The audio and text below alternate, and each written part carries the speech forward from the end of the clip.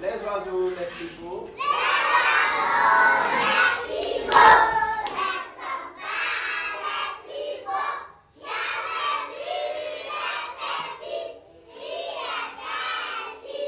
En 2015, Asmae et son partenaire ICCV lancent les projets d'expérimentation de l'outil pédagogique et ludique qu'est l'Imager dans 12 écoles pilotes à Ouagadougou. Un projet cofinancé par Asmae et l'Agence française de développement AFD. Orienté vers les centres d'éveil et d'éducation préscolaire et les classes de CP1 et CP2, l'Imager, dénommé Yamwekre au Burkina Faso, est une adaptation d'une approche pédagogique déjà utilisée à Madagascar. Avec les cartes à images, ça vous fait plaisir. On applaudit très fort pour Armel. Je dirais que l'imagerie, c'est d'abord un outil. Et en tant qu'outil, il vient apporter plus dans la mesure où il permet d'abord aux enfants de se sentir vraiment un peu relax. Parce que nous, on est dans un domaine où c'est avec le jeu qu'on fait. Et l'imagerie est un outil qui facilite le jeu pour les enfants. En tant qu'enseignant, c'est un outil parce que quand il arrive, il ne chamboule pas ce qu'on avait l'habitude de faire, mais il vient encore développer notre imagination. Parce qu'en utilisant l'imagerie, nous sommes obligés de creuser davantage, de développer notre connaissance. C'est vraiment quelque chose qui est un très large champ.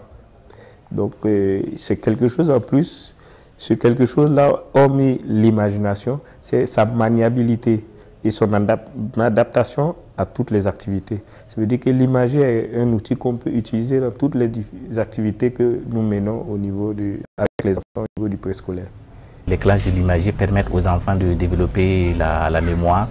Ça veut dire à travers les images, les enfants vont développer le langage qui va permettre aux enfants de dire le nom déjà de l'image. Et ensuite, maintenant, ils seront tentés, par exemple, de deviner, de faire des devinettes et de jouer à travers les images qui sont divisés par plusieurs thèmes. Et ça va permettre aussi aux enfants de découvrir, par exemple, d'autres milieux, d'autres thèmes à travers les images. On remarque que les enfants, la participation, par exemple, avec l'imagerie, tous les enfants veulent participer. Donc, ça permet aussi de donner la parole à tous les enfants, de faire profiter tous les enfants du maximum d'activités qui peut être fait avec les enfants. C'est une approche pédagogique qui utilise des cartes à images pour participer à l'éveil de l'enfant et permettre l'éclosion de son intelligence. Il fait appel à l'intelligence collective des enfants dans un processus ludique, interactif et éducatif où l'enfant découvre, apprend, reconnaît, mémorise, organise et échange avec ses camarades sur les images qui leur sont présentées.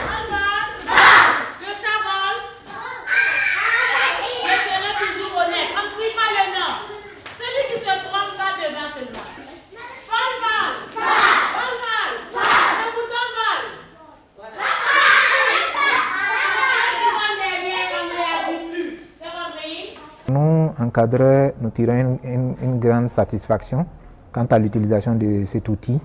C'est d'abord, il résout un problème de matériel qui est criard dans nos écoles. Et en deux, il répond à un besoin psychologique de l'enfant qui est de jouer. Et donc, son utilisation ludique permet une plus grande participation des apprenants. Pour nous, c'est une politique à soutenir dans la mesure où elle améliore, son utilisation améliore les performances des élèves et il y a un engouement vers les apprentissages. Pensons que c'est une approche à vulgariser. Cette méthode facilite les dialogues chez les enfants et les plonge dans une situation de la vie réelle et dans leur environnement quotidien. Elle stimule l'intelligence. Les images vues en classe sont vite reconnues à la maison ou dans la rue. Une fois de retour en classe, l'enfant peut dire ou le rencontre des images qu'on lui présente. Cet outil pédagogique, ce support pédagogique a été développé par Asmae à Madagascar. Donc on a jugé important également, c'est le même public cible, les enfants du préscolaire, que cet outil puisse être expérimenté au Burkina Faso. Et là, effectivement, des experts, les concepteurs de cet outil sont venus assurer une formation de formateurs pour nous permettre de nous approprier effectivement cet outil pédagogique et aussi l'adapter dans notre contexte. Au jour d'aujourd'hui, ce n'est plus l'imagerie malgache qui est expérimentée dans nos différentes classes, mais c'est plutôt le Yamwekre Donc c'est le nom burkinabé donné à l'outil pédagogique qui est expérimenté. Donc on peut dire que le Yamouékré est né de l'imagerie malgache qui a été expérimenté au départ dans nos différentes classes. L'un des éléments positifs donc, de cette nouvelle approche, c'est d'avoir pris en compte les réalités de l'enfant burkinabé. Parce qu'au départ, c'est vrai, il y avait d'abord une version, mais qui a été amendée ou corrigée. Donc celle-là que nous avons ici, en tout cas, c'est une approche qui prend en compte les différentes réalités donc, du Burkina. L'imagerie, effectivement, est passé par une formation d'abord avant d'être au niveau terrain. Et j'ai la chance de faire des supervisions au niveau terrain pour voir comment l'imagerie se comporte avec les acteurs terrain et les enfants. Donc je crois que bon, dans l'ensemble ça va. Ils sont enclins parce que c'est un outil qui leur permet encore de travailler avec les enfants de façon concrète. En tant que superviseur, je suis satisfaite de ce que je vois sur le terrain. Parce que, bon, au lieu de parler de façon abstraite, il y a les images qui viennent en appui au niveau des activités. Et même, il y a des jeux qui ont été créés à l'aide des images et ça rend vraiment attrayant les activités qui mènent au niveau des enfants. En tout cas, je suis satisfaite. Nous sommes une structure qui est chargée de la qualité de l'éducation. S'il y a un point sur lequel l'ensemble des Burkinabés se retrouve, c'est que l'école, telle qu'elle fonctionne aujourd'hui, ne donne pas entière satisfaction. Alors, nous avons donc entrepris une réforme curriculaire pour que les contenus soient plus proches de nos réalités.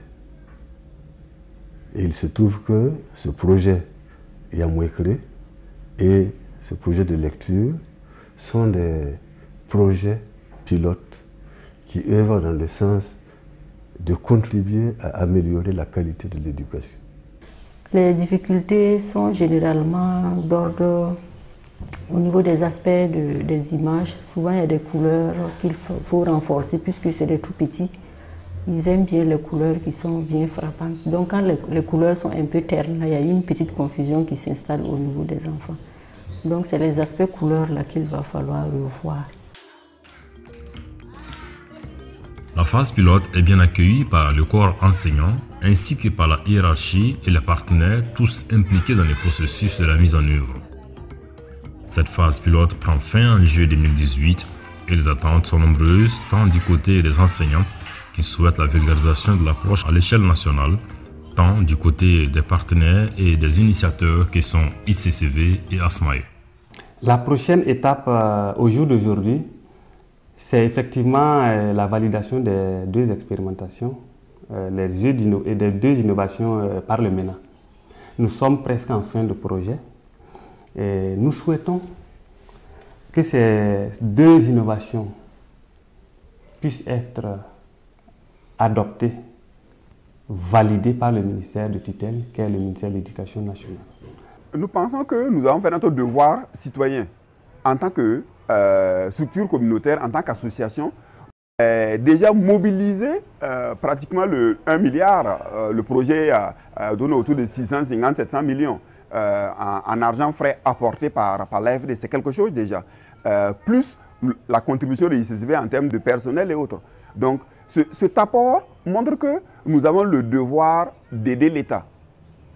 Ensuite, nous avons pu démontrer, et c'est le côté intéressant, c'est qu'on a pu apporter des outils nouveaux, suivis de chiffres, pour montrer que si on fait autrement, on peut avoir des produits nouveaux pour les élèves et pour les parents d'élèves. Donc, on peut améliorer le système éducatif. Donc, nous attendons aujourd'hui que l'État, donc à travers le MENA, qui est partenaire du projet, continue à suivre ce que nous avons commencé pour valider cela et qu'on arrive à l'essaimage. Aujourd'hui, ce n'est qu'un projet pilote. Nous souhaitons que demain, ça devienne un produit national. Nous sommes allés sur le terrain, nous avons vu ce qui est fait, nous avons trouvé des élèves plutôt épanouis Et ils participent véritablement, et en ce sens que ils sortent de l'ordinaire, de la routine, et ils deviennent acteurs. À partir de ce moment-là, bon, nous pouvons dire que nous sommes véritablement satisfaits de ce que nous avons vu. Mais évidemment, c'est un projet, il faut aller jusqu'au bout, il faut l'évaluer avec les techniciens pour voir si il y a encore des choses à améliorer ou si cela peut être pris en compte dans notre réforme curriculaire. En 2 ans d'expérimentation, 2302 enfants ont bénéficié de cette approche dans 12 écoles primaires et préscolaires. Cela a mobilisé 36 expérimentateurs, enseignants et directeurs des centres d'éveil et d'éducation préscolaire et des écoles primaires publiques. Les autorités, même si convaincues de l'apport innovateur de l'approche, doivent se hâter lentement, procédure oblige.